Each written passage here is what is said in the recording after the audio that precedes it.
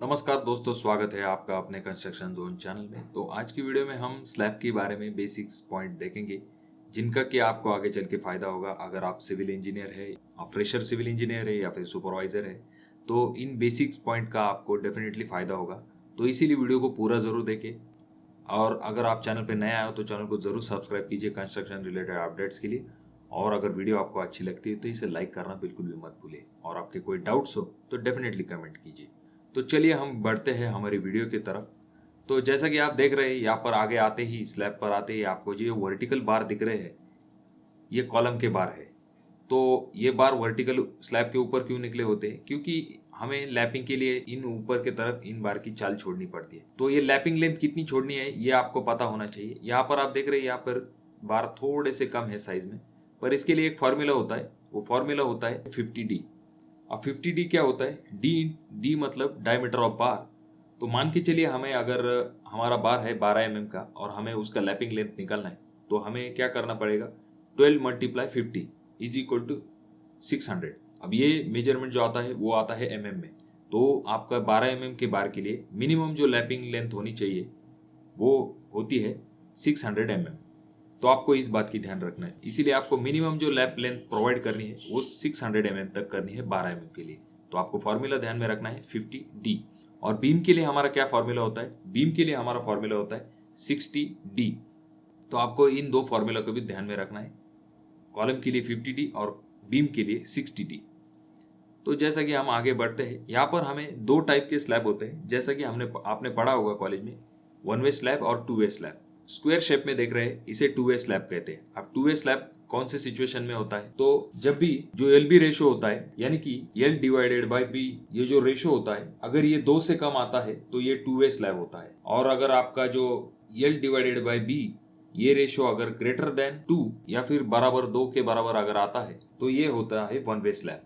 जैसा कि आपको पता होगा कि स्क्वायर शेप में जो स्लैब होता है वो होता है 2 वे स्लैब, और जो रेक्टेंगल शेप में होता है वो होता है 1 वे स्लैब। अब जो 2 वे स्लैब होता है उसमें जो अल्टरनेट बेंटअप जो प्रोवाइड किए जाते हैं, जिनके बारे में हम आगे बात करेंगे, वो चारों डायरेक्शन में प्रोवाइड किए जाते हैं। और जो 1 वे स्लैब होता है इसमें जो अल्टरनेट बेंटअप होते हैं वो 2 डायरेक्शन में प्रोवाइड किए जाते हैं। और तो और जो 1 वे स्लैब होता है इसमें जो मेन स्टील प्रोवाइड किया जाता है वो बॉटम में प्रोवाइड किया जाता है। अब मेन स्टील क्या होता है? जो कि होता है बॉटम में, और जो डिस्ट्रीब्यूशन स्टील होता है वो होता है टॉप में। जो मेन स्टील होता है वो स्लैब में बॉटम में प्रोवाइड किया जाता है। 1 वे स्लैब में वो शॉर्टर स्पैन पे जो मेन स्टील होता है प्रोवाइड किया जाता है, जो डिस्ट्रीब्यूशन स्टील होता है वो लॉन्गर स्पैन पे प्रोवाइड किया जाता है। अब यहाँ पर जैसा कि आप देख सकते हैं, ये 1 वे स्लैब है और ये 2 वे स्लैब है।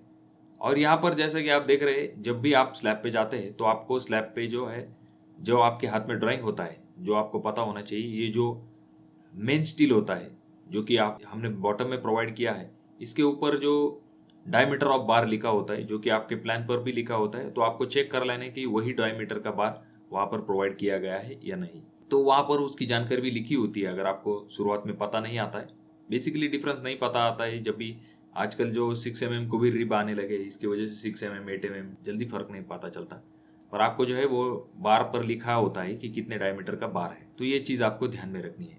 अब जैसा कि आगे आप देख रहे हैं, इन दोनों बार के बीच का जो डिस्टेंस होता है उसे स्पेसिंग कहते हैं। वो भी आपके ड्राइंग पर प्रोवाइड किया गया होता है।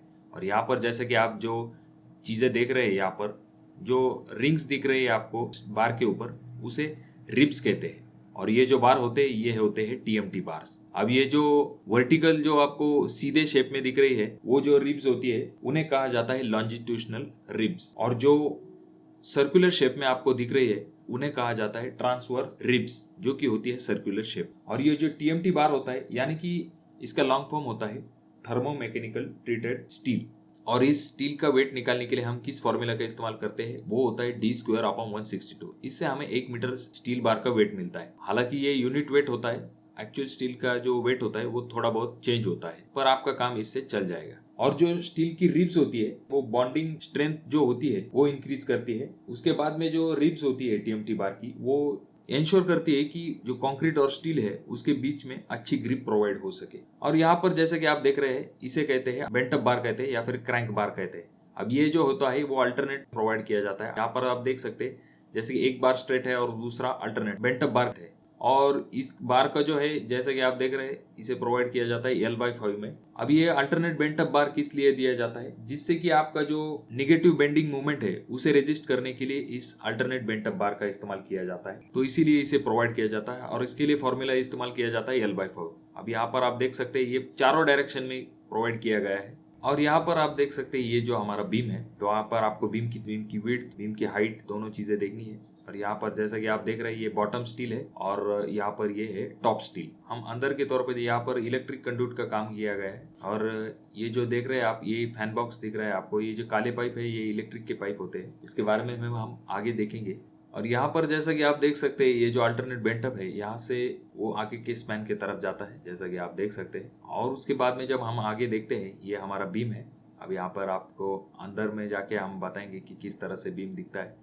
तो यहाँ पर जो हुक प्रोवाइड किए गए हैं वो हुक का जो एंगल होता है वो 135 डिग्री का जो एंगल होना चाहिए और जो हुक है वो 75 mm से लेस नहीं होना चाहिए। यहाँ पर आप देख सकते हैं ये जो हुक प्रोवाइड किए गए हैं, हालांकि इसमें भी बहुत सी मिस्टेक है जिसके बारे में हम आगे देखेंगे। यहाँ पर जैसे कि आप बीम के अंदर जाकर देख सकते हैं, जैसे कि आपने ड्राइंग में देखा होगा, सेक्शन में देखा होगा, यहाँ पर आपको बार दिख रहे होंगे। ये जो बॉटम में दिख रहे हैं ये बॉटम बार होते हैं और यहाँ पर ऊपर के तरफ जो बार दिखते हैं वो उन्हें हम टॉप बार कहते हैं। जैसे कि आप देख सकते हैं यहाँ पर ये जो है ये बॉटम बार है और बीच में जो प्रोवाइड किया जाता है वो बॉटम बार होता है, एक्स्ट्रा बॉटम बार, या फिर कुछ जगह पर जो कर्टल बार प्रोवाइड किया जाता है। हालांकि कर्टल बार के लिए भी एक फॉर्मूला होता है, 0.72 जो है वो फॉर्मूला होता है। और यहाँ पर आप देख सकते हैं टॉप बार। अब यहाँ पर जो बॉटम बार होते हैं उनकी जो डायमीटर होती है वो ज्यादा होती है कंपेयर टू टॉप बार के। अब ये बीम टू बीम भी डिफरेंस करता है, जैसे कि कैंटिलीवर बीम में आगे चल के ऊपर के डायमीटर ज्यादा होता है बार का। यहाँ पर आप हुक देख सकते हैं जो कि प्रोवाइड किए गए हैं अच्छे खासे। ये हुक के शेप में तो है, कभी कभी ये हुक के शेप में भी नहीं होते, तो ये गलत बात हो जाती है। और यहाँ पर बीच में जो है वो कंक्रीट का जो आपने ब्लॉक देखा था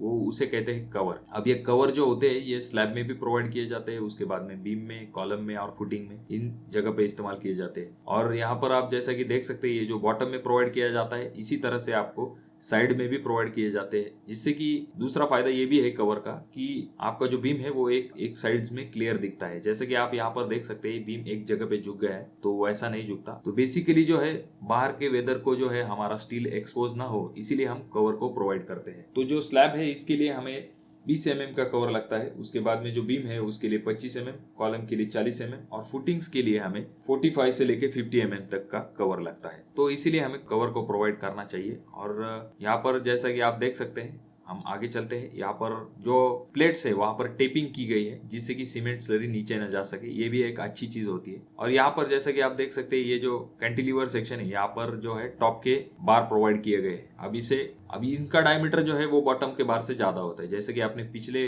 बीम में देखा कि वहां पर बॉटम का बार का डायमीटर ज्यादा है और यहाँ पर जो है टॉप के बार का डायमीटर ज्यादा है, तो ये चीज प्रोवाइड की जाती है। जैसा कि आप इस कैंटिलीवर में भी देख सकते हैं जो कि आपके, और ये सभी चीजें आपके ड्राइंग्स पे अवेलेबल होती है जिनको कि आपको चेक करना है जब भी आप स्लैब पे जाते हैं तब। अब यहाँ पर देखिए बॉटम में भी स्टील प्रोवाइड किया गया है, पर उससे ज्यादा जो है वो टॉप में प्रोवाइड किया जाता है। ये कैंटिलीवर में होता है ज्यादा करके। और ये जो बीम दिख रहा होगा आपको, ये छोटा सा बीम है, इसे हम HB कहते हैं, यानी कि हिडन बीम।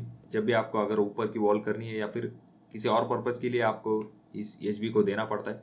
इसके बाद में ये L प्रोवाइड किया गया है बीम में। हालांकि ये इसका साइज बड़ा होना चाहिए और आगे चल के जो आपकी जो स्लैब जहाँ पर एंड होता है वहां पर भी आपको L प्रोवाइड करने चाहिए, जो कि यहाँ पर नहीं दिए गए हैं। देख सकते हैं आप यहाँ पर L प्रोवाइड नहीं किए गए। इन L की भी जरूरत है और बीम के एंड में भी आपको L की जरूरत होती है। हालांकि जो पुराने टेक्निक में जो है L नहीं प्रोवाइड करते थे। अब यहाँ पर जैसा कि आप देख रहे हैं जो बार होते हैं टॉप के, वो आपके जैसा जितना आपका कॉलम है उसके बहुत ज्यादा पीछे गए, यानी कि 4 फीट का अगर आपका कैंटिलीवर है आगे के तौर पे तो उससे ज्यादा पीछे की तरफ होता है। ये नहीं कि वो कॉलम में ही एंड हो गए। तो ये चीज भी आपको ध्यान में रखनी पड़ती है जब भी आप स्लैब चेकिंग कर रहे हैं। तो ये बेसिक सी बातें हैं दोस्तों, इनको आपको जरूर ध्यान में रखना है जब भी आप स्लैब चेकिंग करते हैं। और जैसे कि आप देख रहे हैं यहाँ पर प्लेट्स के ऊपर ऑयल लगाया गया है, जिससे कि होगा ये कि जब भी आपको प्लेट निकालनी है तो आपका जो कंक्रीट है और जो प्लेट है इनमें ज्यादा बॉन्डिंग ना हो, यानी कि प्लेट निकालने में ज्यादा दिक्कत ना हो, इसके लिए वो प्लेट के ऊपर ऑयल लगाते हैं।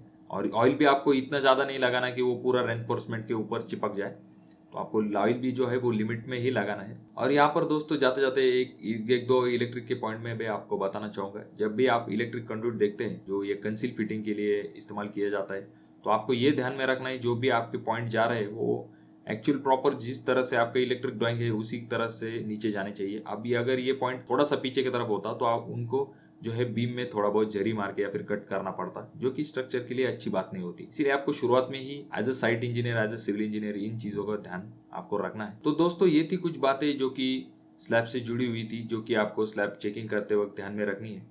और जैसा कि आप यहाँ पर देख रहे हैं कि ये जो स्टील की स्टीरअप है, स्टीरअप जो इंक्लाइन शेप में है, तो इस तरह से नहीं होनी चाहिए, ये सीधे शेप में होनी चाहिए। और जैसा कि ये बीम है जो कि आड़ा टेढ़ा दिख रहा है, तो इस तरह से नहीं होना चाहिए, वो एक सीधी लाइन में होना चाहिए। तो दोस्तों ये थी कुछ बेसिक सी बातें जो कि आपको एक सिविल इंजीनियर होने के नाते पता होनी चाहिए। और हालांकि ये वीडियो मैं आशा करता हूँ कि फ्रेशर्स इंजीनियर के लिए बहुत बेसिक टाइप में मैंने बताने की कोशिश की है। अगर ये वीडियो आपको अच्छी लगी हो दोस्तों तो इसे लाइक कीजिए और अपने दोस्तों के साथ शेयर कीजिए, जिससे उन्हें भी इसके बारे में पता चल सके। और आपके कोई डाउट्स हो तो डेफिनेटली कमेंट कीजिए, और वीडियो अगर आपको अच्छी लगी तो इसे जरूर लाइक कीजिए। धन्यवाद।